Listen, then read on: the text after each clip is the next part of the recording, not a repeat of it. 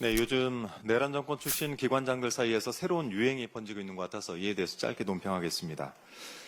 이들이 느닷없이 기자회견을 열어서 피해자인 양 대국민 호소를 하고 있는 것인데요. 광복은 연합국의 승리로 얻은 선물이라고 망언을 한 김영석 독립기념관장이 그제 국회에서 감히 기자회견을 열었고, 어제는 이진숙 방송통신위원장이 정부 조직 개편안에 대해서 왈가왈부하는 말을 얹었습니다. 평가는 조금 뒤로 하고 내용을 좀 살펴보겠습니다. 방송통신위원회를 방송미디어통신위원회로 개편하는 방안을 두고 이진숙 위원장은 이진숙 축출법이라고 명명을 했습니다. 방통의 기능과 역할에 한계가 있다는 지적이 지속적으로 제기가 되어 왔고, 그래서 언론개혁의 일환으로 방통위를 개편하겠다는 것인데, 고작 이준숙 위원장 하나 내쫓지 못해서 정부 조직을 뜯어 고치는 줄 아십니까? 요즘 말로 이런 것을 자아가 비대하다라고 하던데, 이준숙 위원장 본인이 뭐라고 저희가 그런 짓을 하겠습니까? 당신 때문에 희생된 사람들과 망가진 언론 환경에 대한 대가는 아직 그 이자조차도 못 치른 것 같은데 헛된 꿈이 아직도 남아있나 봅니다. 어제 과방위 법안 소위에서 방송미디어통신위원회 설치를 위한 방통위법 개정안이 처리가 됐습니다.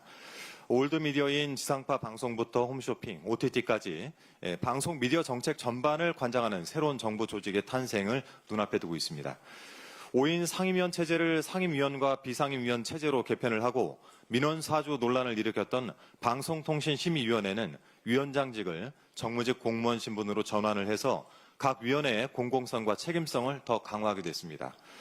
그런데 이진숙 위원장은 현재 방송통신위원회에 유료방송 관리 권한이 추가되는 정도에서 근본적으로 달라지지 않는다라고 주장을 합니다. 법안 하나도 그렇게 제대로 이해를 하지 못하는 수준으로 기관장 역할을 하겠다고 나서니 세간의 웃음거리가 되는 것입니다.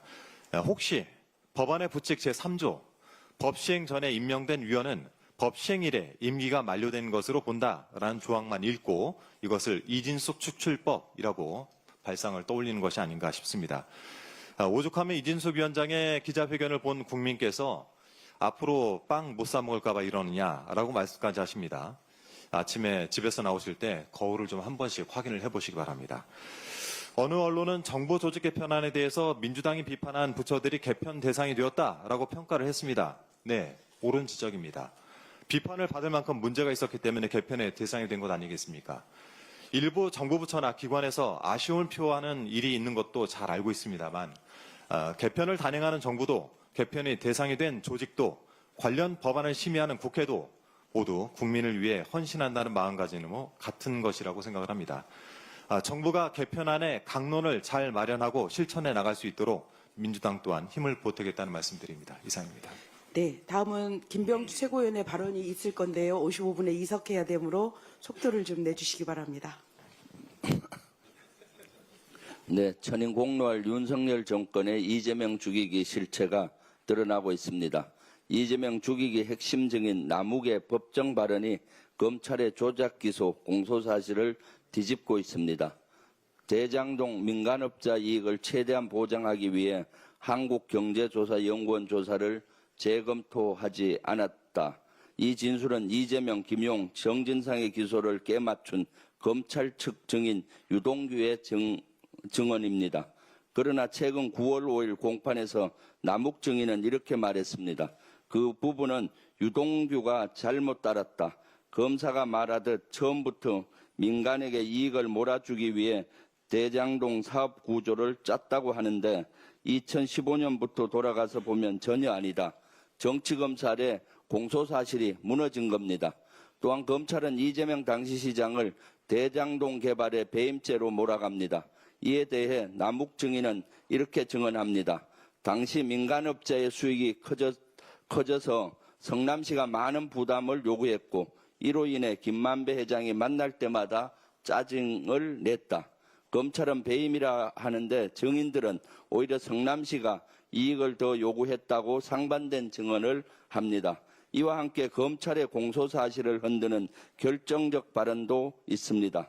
검찰은 유동규가 남욱에게 9천만 원을 요구하며 형들에게 맞춰줄 돈이라고 말했다고 주장합니다. 그런데 남욱은 유동규에게서 형들에게 줄 돈이라는 말을 들은 적이 없다고 합니다. 오히려 유동규가 쓰는 건 줄 알았다고 진술합니다. 유동규가 말한 문제의 형들에게라는 발언은 검찰이 남욱에게 유동규의 진술을 들었느냐는 유도성 몰아붙이기 질문에 예예라고 답한 게 다입니다. 결국 검찰의 허위 진술 강요와 조작이 기소와 공소 증거가 된 겁니다. 더 이해하지 못할 일은 김용 전 부원장에 대한 과학 기술을 부정한 법원의 판결입니다. 검찰은 2021년 5월 3일 김 전 부원장이 퇴근길 성남시 분당구 유원홀딩스 유동규 회사에서 금품을 수수했다고 공소 사실을 적시했습니다. 그런데 2심에서 김용 전 부위원장은 구글 타임라인을 제출해 검찰이 금품 수수했다고 적시한 2025년 5월 3일 오후에는 성남이 아닌 서울 반포에 있었음을 증명합니다. 구글 타임라인 원시 데이터를 변형하는 것은 기술적으로 불가능하다는 전문가의 감정을 첨부했습니다. 2심 법원은 김용 전 부원장에게만 과학적으로 입증된 증거를 배척했습니다. 윤석열 정치검찰의 조작 기소로 인해 이재명, 김용, 정진상 죽이기가 법원으로까지 이어지면 안 됩니다. 정치검찰의 조작과 왜곡은 바로잡고 신뢰받는 법 집행을 위해서라도 반드시 대법원의 공정한 판결이 필요합니다. 정의로운 법 집행을 위해서도 윤석열 정치검찰의 조작 수사와 조작 기소는 이제 끝내야 합니다.